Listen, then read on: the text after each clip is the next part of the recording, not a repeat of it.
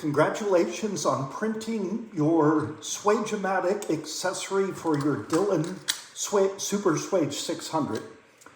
I'm going to walk you through all the pieces that are involved, what you've printed and how to assemble it, and most of all, how to time it so that the handle operates in conjunction with the lever. First of all, you printed off one of the two bases available on Thingiverse. This is I'll call it the larger base, which spans my T-track, which is the same width as a Dillon strong mount. If you don't have T-track, you don't need to print the large base. You can print the short base. It stops right here.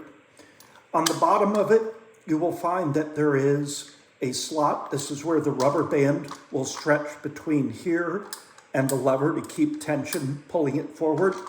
This was a design idea I had at one time, can be ignored. It's too far back. You could try it. I've never tried it. You'll also notice that there's a small slot that runs from here to the back of the machine. It's not used with the Swageomatic, but early attempts to design this, we're going to utilize what other people had tried, running a cable from here back here and making them operate in parallel with a cable. I abandoned that idea for what you see here as 3D printed parts. So the very first thing you're going to do is take the rubber bands, simply loop them over and into that forwardmost slot. And then position the T-nuts, if you have them, in the T-track.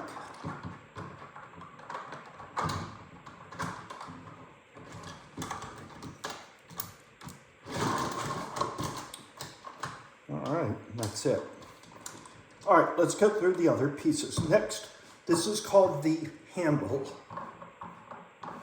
I want to call it the lever, but this is the lever back here. Your first 3D printed part would be the lever. See, I called it lever, it's handle. The lever base or bottom. Next, we have a spacer. All this is doing is that when you bring the handle forward, it keeps this piece from wanting to slide forward. It does nothing more than just hold it into place.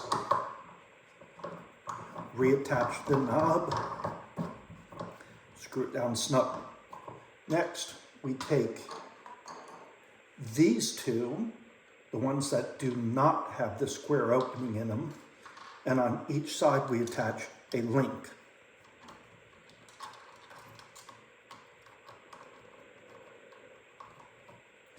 And you'll screw these in until they bottom out. Does not require extra tension, should not require crazy glue. I didn't even bother to put a hex pattern or a screw pattern on them because I didn't want people trying to over torque them.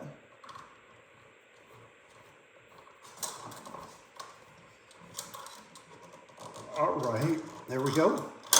Both links in place. Next, I call these link blocks. These are can go on any way you want to. Doesn't matter, they're both duplicate. So we just slide them on here, get them positioned up out of the way.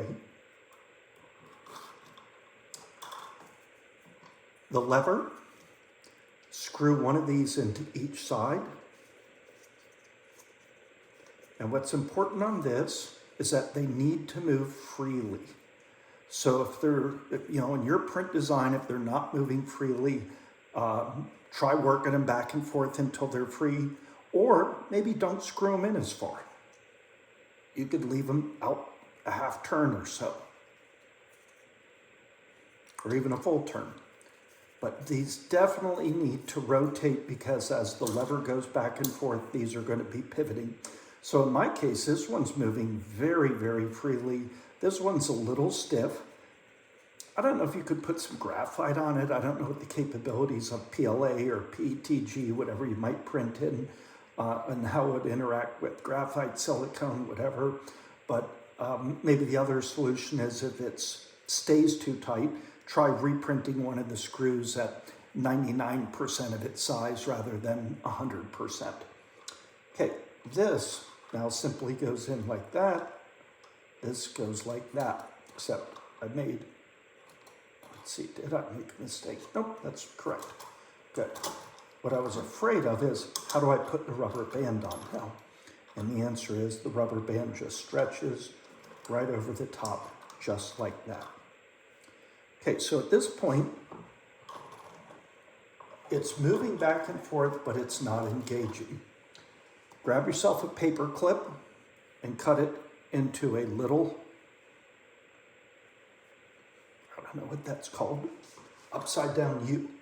And in my case, I find that if I position this block such that it is not covering 7 holes, that's the right place for my installation.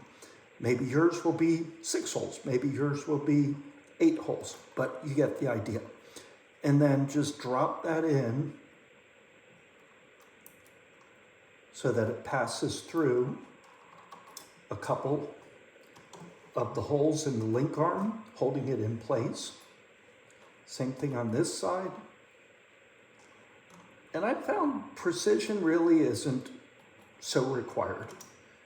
And I'll show you why in just a moment.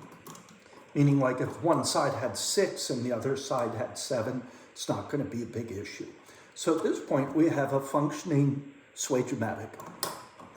Now there is one more part. It's this little set screw. These are completely optional. The description of the printing file states this was kind of something that I thought would be required.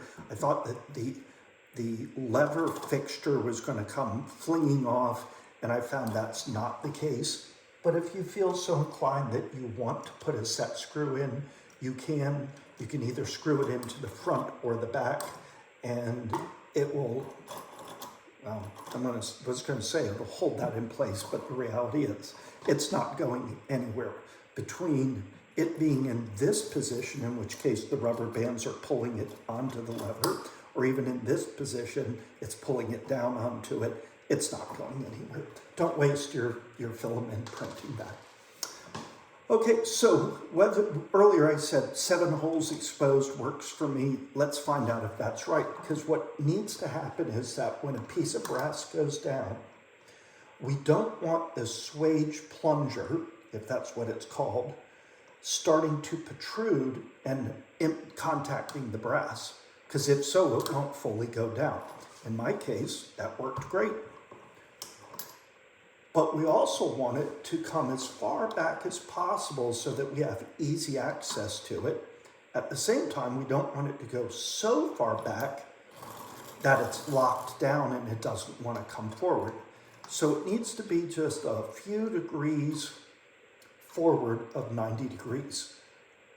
In this case, 7 holes. 7 holes is exactly what I needed to be able to achieve that. If you find yours, for example, when it comes down, if it's hitting your Swage plunger, then the solution to that is simply adjust this one position. You'll notice that there's a lot of holes. That's just a carryover from design. I didn't know where everything was going to land, and I didn't want to just continually print version after version, so I put in a bunch of holes, but you're not going to use the majority of them. And that's it. That's the way it works.